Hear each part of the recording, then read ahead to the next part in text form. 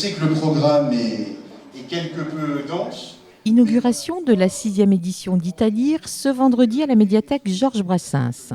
Sous la présidence de Julien Fréburger, maire de Mézières-les-Messes et conseiller départemental de la Moselle, et le parrainage du consulat général d'Italie de Metz, l'association Amitié et Culture France-Italie a cette année mis le cap sur la Sicile, la plus grande île de la Méditerranée.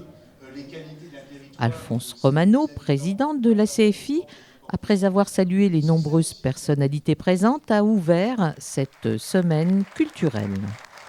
Elle a pour but la promotion des échanges littéraires et culturels entre les deux sœurs que l'on connaît bien, que sont l'Italie et la France.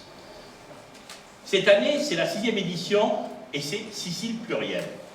Pourquoi Sicile plurielle?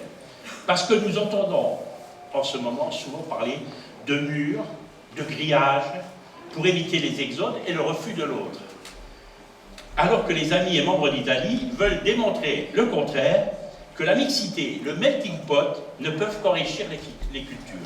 Et là, vous en avez un échantillon, parce que s'il fallait photographier toute la Sicile, c'est un musée à ciel ouvert, avec la mixité arabe, normande, phénicienne, grecque, romaine, une quantité de cultures qui se sont mêlées et qui se sont enrichies et ils ne se sont pas entrechoqués. Ou bien au contraire, on en discutait tout à l'heure avec l'onorevole Chinnici, tout le monde s'est bien accordé, la terre sicilienne est une terre hospitalière.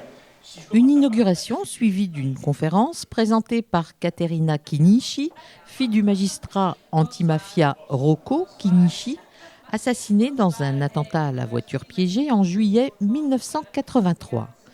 Invitée d'honneur d'Italir, l'eurodéputée italienne a présenté son livre intitulé « On ne tue pas la mémoire ».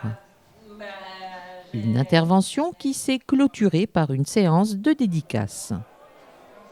Dans le cadre de cette semaine culturelle agrémentée de rencontres et débats, venez découvrir l'exposition proposée en entrée libre à la médiathèque.